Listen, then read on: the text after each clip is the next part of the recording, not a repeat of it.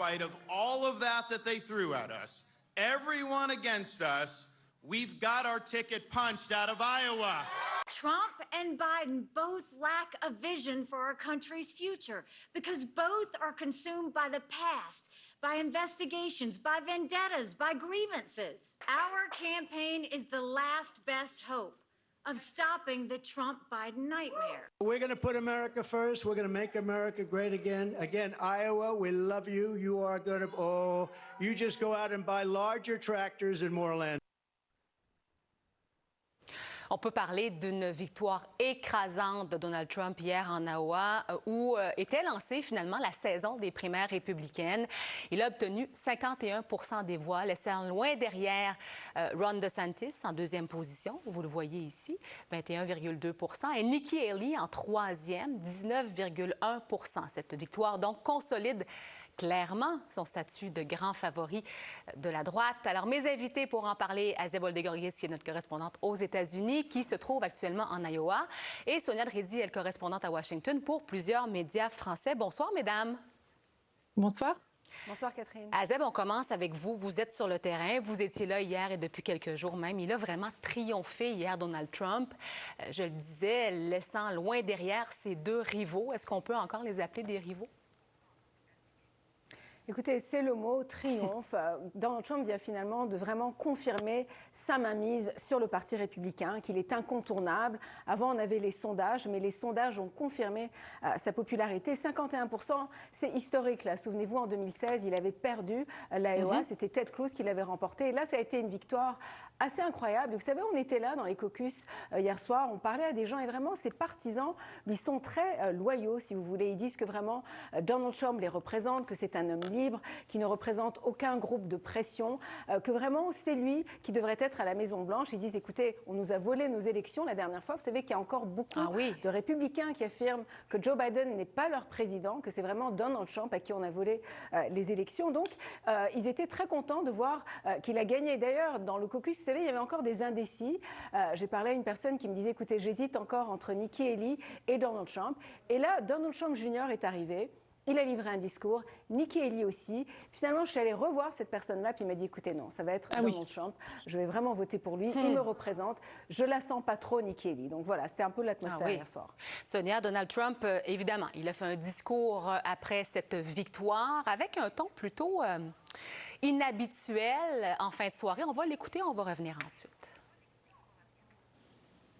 I really think this is time now for everybody, our country, to come together. We want to come together, whether it's Republican or Democrat or liberal or conservative. It would be so nice. I want to congratulate Ron and Nikki for having a good time together. We're all having a good time together.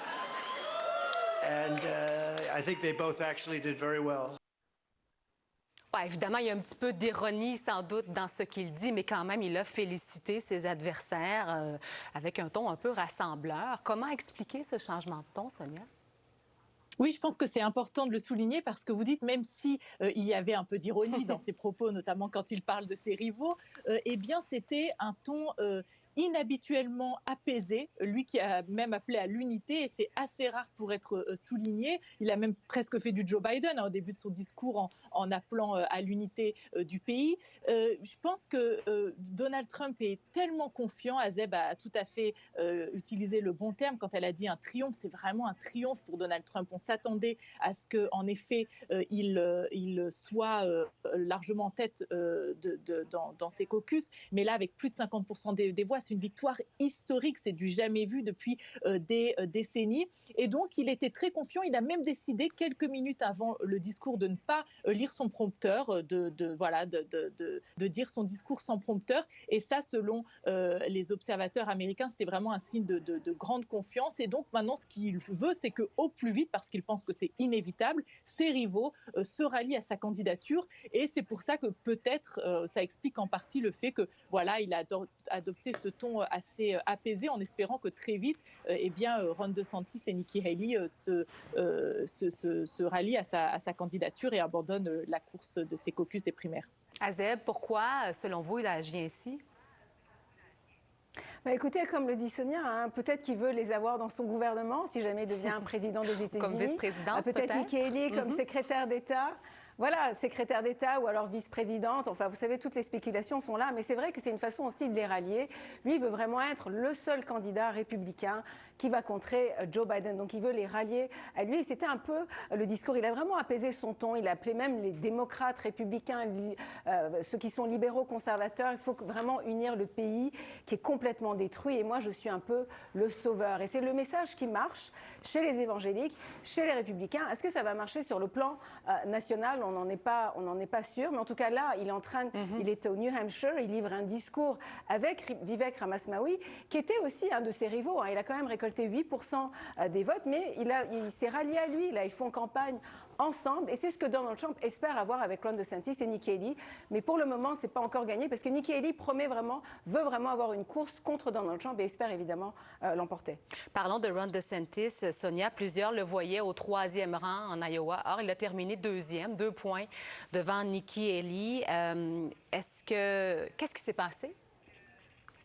Alors oui, c'est vrai qu'en fait, à la base, hein, depuis des mois, on voyait plutôt Ron DeSantis en 2e position. Et là, ces dernières semaines, Nikki Haley elle faisait mieux dans les sondages. Selon certains sondages, elle dépassait, elle était devant Ron DeSantis. C'est pour ça que beaucoup se disaient que si elle était en 2e position dans le caucus de l'Iowa, là c'était intéressant, ça pourrait donner un autre rythme à la campagne, parce qu'il a attendu qu'elle fasse un bon score dans le New Hampshire. Elle pense même qu'elle peut faire mieux que Donald Trump. Mais finalement, Ron DeSantis a gardé la position de 2e qu'il avait depuis des mois. Ron DeSantis qui a vraiment investi, c'est certainement le candidat qui a le plus investi dans ses caucus de l'Iowa, en visitant tous les comtés. C'est un peu le poster child, le profil parfait, hein, du candidat conservateur, lui qui est un vrai conservateur contrairement à Donald Trump, qui a fait l'armée, qui a fait une grande école, qui est très croyant. Mais le problème de Ron DeSantis, c'est qu'il manque cruellement de charisme. Et d'ailleurs, ça se vérifie sur le terrain, et on l'a vu là dans l'Iowa. On sent que même lors de ses discours, il y a un lien qui manque avec le public. Il n'arrive pas à faire le lien, comme d'ailleurs Nikki Haley arrive à le faire. Et donc, l'Iowa, c'est plutôt un État qui lui est favorable, parce que ça a à grande majorité une population blanche, évangélique. Donc finalement, il a gardé sa position il a obtenu sa position de second, mais selon des sources proches de la campagne de Ron DeSantis, hier soir, pendant toute la soirée, sa campagne changeait d'avis. Est-ce qu'il va rester? Est-ce qu'il va partir? Est-ce qu'il va rester? Est-ce qu'il va partir? Et finalement, quand la 2e position s'est confirmée, selon ces mêmes sources, il a décidé de rester. Oui. Mais en fonction de ses résultats dans le New Hampshire, c'est peut-être, il va peut-être pas faire très long feu. Alors, on est au New Hampshire pour la semaine prochaine, pour la prochaine primaire. Donald Trump qui est dans un rassemblement actuellement, un rallye, on va l'écouter. As you know, last night we had a record-setting evening in Iowa. What a great place that is, too. The largest margin of victory in GOP history. Is that good? Is that good? We now have our eyes on a very special place. You know what that place is? New Hampshire. I know that New Hampshire will never let us down, just like in 2016. You remember that? We came in here and we won in a landslide. 2016. It's time for the Republican Party, however, to unify, come together, and move forward as one team. We have to beat crooked Joe Biden. Alors, c'est un ton tout à fait différent que son discours de la victoire hier. Azeb, Nikki Haley, qui est 2e dans les sondages, et pas trop loin quand même de Donald Trump pour le New Hampshire. Non, voilà, il la devance seulement de 7 points selon les derniers sondages. Voilà, 7 points seulement. Mais vous savez, les sondages, les gens commencent à s'en méfier parce que, par exemple, Ron DeSantis, on l'avait carrément enterré là hier. On disait que ça y est, c'est fini pour lui. Il va quitter la course parce qu'écoutez, il est 3e. Donc, déjà, on sait qu'il perd au New Hampshire. Donc, certainement qu'il va quitter la course. Ce qui a fait la différence également, juste pour rebondir sur ce que Sonia disait avec Ron DeSantis, c'est qu'il est allé rencontrer presque tous les évangéliques, là, les pasteurs. Il est allé prier avec eux. Et puis, sur l'avortement, vous savez, il a quand même interdit l'avortement après 6 semaines de grossesse. en Floride, c'est vraiment devenu une loi. Donc pour les évangéliques là-bas, ce n'est pas juste des paroles, il le dit vraiment. Alors que Nikki Haley, elle, n'est pas du tout allée les voir, c'est ce qu'un pasteur me disait, elle n'est pas du tout allée visiter les églises ou prier avec eux. Elle, ce qu'elle visait vraiment, c'est les conservateurs modérés, les centristes, si vous voulez, et peut-être les démocrates un peu déçus de Joe Biden qui veulent aller au Parti républicain, qui n'aiment pas trop Donald Trump. Donc elle veut récupérer ce vote-là, le vote également des indécis. On dit qu'ils sont à peu près 20%. Donc ce qui va être intéressant au New Hampshire, c'est que cette frange, vous savez, d'évangéliques, elle n'est pas autant présente qu'en Iowa. Donc on va voir vraiment comment Ron DeSantis va réussir à remonter aussi la pente au New Hampshire. Mais pour le moment, c'est vraiment entre Nikki Haley et Donald Trump.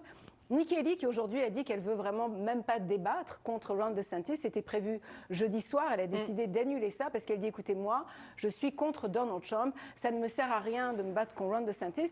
Et tout au long, au dernier débat, elle disait à Ron DeSantis, vous avez été invisible dans cette campagne, vous avez dépensé 150 millions de dollars, c'est du gaspillage. Regardez, vous êtes bas dans les sondages. Finalement, il est quand même sorti deuxième, donc il y a une légère déception pour Nikki Haley. Puis il faut le rappeler quand même qu'elle a dépensé 30 millions de dollars en publicité juste pour l'État de l'Iowa. Donc, il y a quand même une déception chez Nikki Haley. Et là, il faut qu'elle prouve quand même que les sondages disent vrai, qu'elle est populaire. Voilà. Avant d'aller au New Hampshire, Donald Trump était à New York aujourd'hui parce que c'était la suite de ses démêlés judiciaires dans ce procès, second procès pour diffamation. En quelques secondes, Sonia, encore une fois, ça semble lui donner du vent dans les voiles politiquement, ces démêlés judiciaires. Oui, c'est ça qui est assez incroyable avec Donald Trump, c'est malgré toutes ces casseroles judiciaires, eh bien, il arrive à maintenir sa base électorale parce qu'il se pose, il s'est encore posé aujourd'hui comme une victime d'une chasse aux sorcières. Et finalement, Donald Trump, c'est un peu comme un gourou. Il s'est comparé récemment à Al Capone, il a beau vraiment multiplier les casseroles judiciaires, les sorties hallucinantes, eh bien finalement sa base lui est extrêmement fidèle et ça s'est vérifié dans l'Iowa. Et pas que sa base. Sonia, Azeb, merci beaucoup. On va assurément se reparler au cours de ces primaires. Merci à vous. Merci, au revoir.